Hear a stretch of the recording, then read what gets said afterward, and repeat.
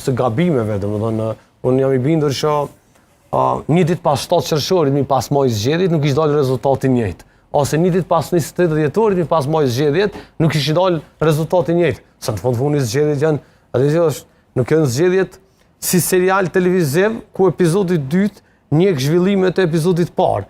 Është film nga fillimi, domethënë, është gjithçka nga fillimi, ato vota do të ndjedhin edhe një herë. Në fund. Po jo seriale kanë bën Kosovë për vetë. Serial. Seriale kanë bën, ne kemi marrë të shkort, dhjetor, 7 qershor. E bien që janë 4 aktorë të njëjtë. Jo, këtu është regjizori I rëndësishëm.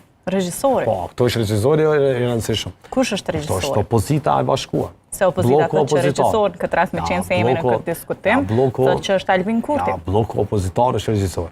Prej 9 shkurtit deri më sot, regjin e kanë bërë opozita, bloku opozitar.